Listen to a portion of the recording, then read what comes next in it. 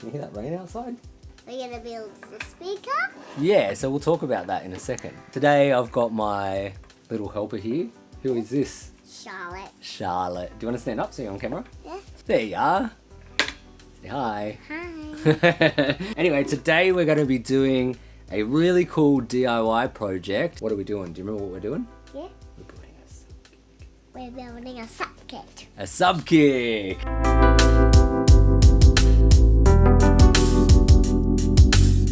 Right, so subkicks are a great way to increase the low frequency that you can capture from a kick drum when recording. And there's heaps of videos out there on ways to do this, but funny enough, some of them have varying accuracies on the information. But if you're trying to recreate one of the famous subkicks, the Yamaha subkick, if you're going to recreate one of the Yamaha subkicks, you actually need this, a 6.5 inch woofer. I got this one from J-Car. That's going to be basically the basis of this whole subkick. And we're going to turn it into a microphone, yeah? And how we're going to do that, we're going to put it in a baffle. Well, it keeps focusing on you, you little chook. We're going to go as DIY as we can. We've got ourselves a cheap bucket from Bunnings. If you're from America, same kind of thing as like a typical warehouse. And we're going to mount this speaker. Where are you going? Come back here. Get it back to me. It's gonna find us on me. Anyway, what we're going to do is devise a way to mount the speaker into this bucket. The bucket's a little bit too big. So we're going to use... Do you want to pass me that timber over there? We're going to cut some small strips of timber. Get it back to me.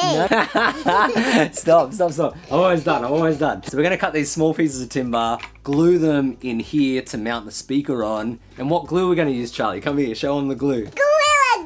Gorilla Glue. And it's going to be simple. We'll clamp the bits of timber on. Get it back to me. And let them dry, which hopefully should make this sound more close to the actual subkick sound of being mounted in some kind of housing. So we're going to get super DIY with it today. Make sure. Get it back to me.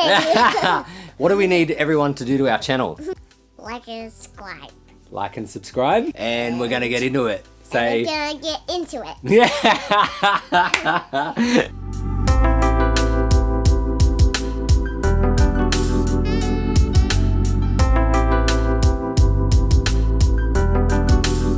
So we're about to start chopping wood. What do we need to wear? Earmuffs. Earmuffs.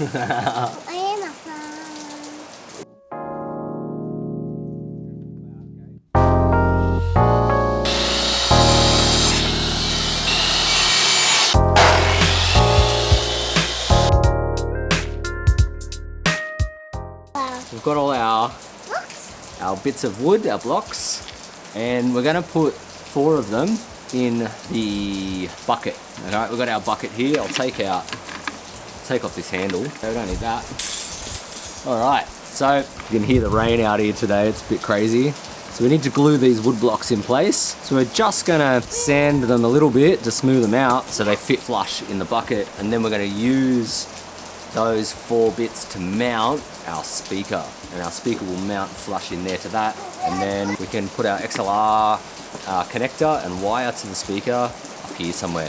And then we're gonna put it on Gorilla Glue. Gorilla Glue. Yeah, we'll use some Gorilla Glue after we sand it, okay? All right.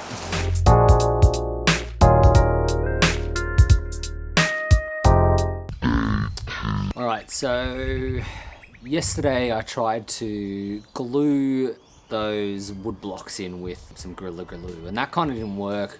Probably because I didn't rough up the plastic enough, but also it just wasn't adhesing enough. So what I'm doing right now is screwing those little wood blocks to the bucket to make it more secure and give it a strong mount for the speaker, because that 6.5 inch woofer is actually heavier than you might think.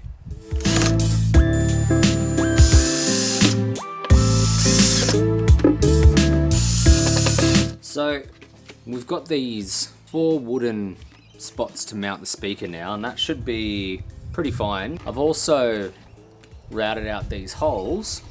One is to put this bucket sub on a stand. We're going to use this cheap upright stand here. We're going to use this mic clip, I'm going to cut these little ends off here, and then that is going to be what fastens the bucket in here to the stand. Now, the problem is because this is plastic, it's going to need some reinforcement. So I've got some aluminium sheeting. I'm going to cut some strips of this to reinforce the inside and the outside of this actual plastic bucket. It'll make it stronger, and when that goes in, it'll act like a big strong kind of washer that'll reinforce the plastic a little bit in that spot. And then on top, I've already tested this, they've got a nice little hole for the XLR to go on, which we'll see in a minute. To get all this happening, we've got to cut that aluminium sheet metal.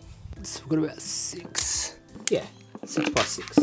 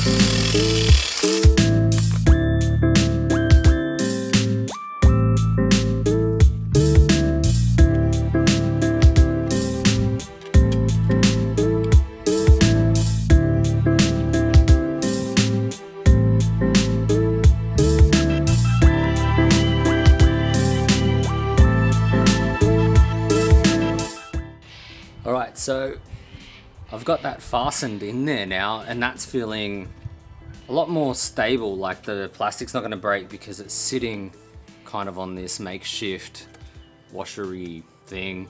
I could later on maybe secure this to the bucket itself and create a proper mount, but for now I'm just going to leave it as is while I'm prototyping and trying to finish this build. So all we got to do now is put in the XLR connector and wire up the speaker, and then we're pretty much done. So we fastened the bucket sub to the stand. Now what we need to do is get the XLR connector, one of these connectors, a male type connector. You saw that we already had a hole cut out for this, and I made sure, whoops.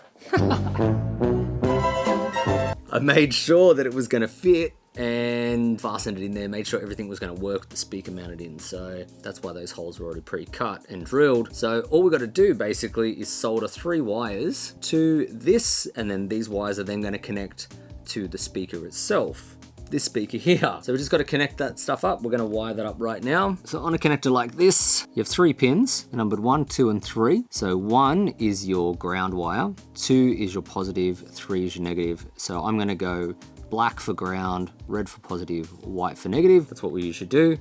I've already put a bit of solder in each of these cups. All we have to do now is take each of our wires, and I've tinned those as well. They've got a bit of solder on them. I'm just gonna hold them in there, solder them on, they'll go in nice and neat.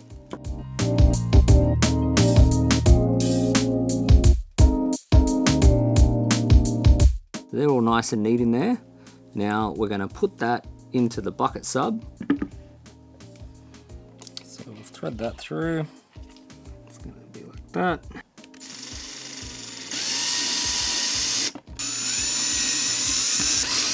So XLR's mounted in. You can see we've got our wires coming through. That's what we're going to then connect to our speaker. The white and red leads are going to go to the positives and negatives. Theoretically, what you're supposed to do is actually wire the red to the negative, so you actually reverse the polarity opposite to what a speaker should be, and that should give you the right polarity to make this work like a microphone. So we need to solder red to here, white to here. Already got some solder on these tabs, and these leads are tinned.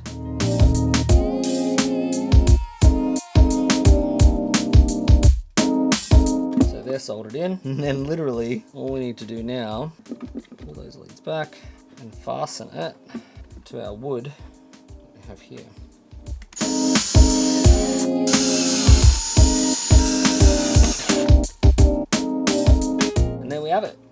we have our first prototype of the bucket sub.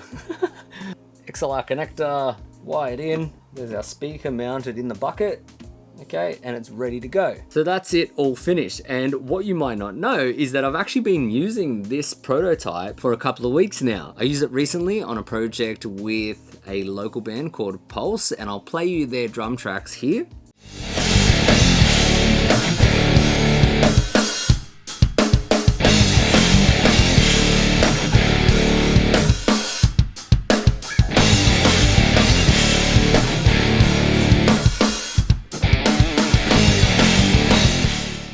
And you can hear in this track how big and beefy this bucket sub really is. It adds so much low end to the kick drum, and it was integral to getting that big kind of 90s sound that we're going for on that single. I also used the bucket sub in another video last week where I was showing you the sound of the Ibanez Tube Screamer, and the drums in that track also had this bucket sub on the kick drum.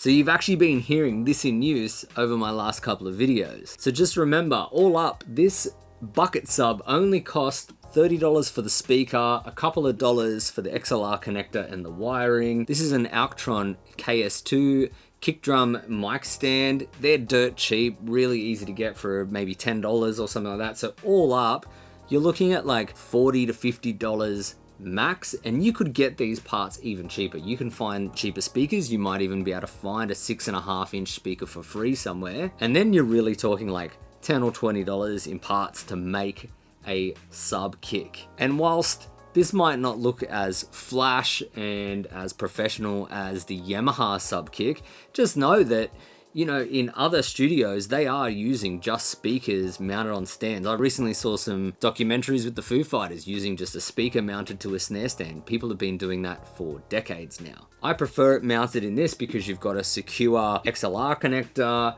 I do think that the speaker sounds better when it's mounted flush to something, and this is just my first prototype. I've got a few ideas on where I can take this bucket sub idea even further, keeping it still cheap and affordable, but making some modifications that maybe no one else has done yet. So stay tuned for that. Hopefully you found this content useful. If you did, please, as always, smash that like button down below. And if you have any questions further about how to make your own bucket sub, hit me up in the comments section or on my email, mitch@thediyrecordingstudio.com, or alternatively, add me on Instagram. A lot of people have been talking to me there and asking me for different advice on Instagram as well. As always, don't forget to hit subscribe. I'm Mitch from the DIYrecordingstudio.com. I'll catch you soon.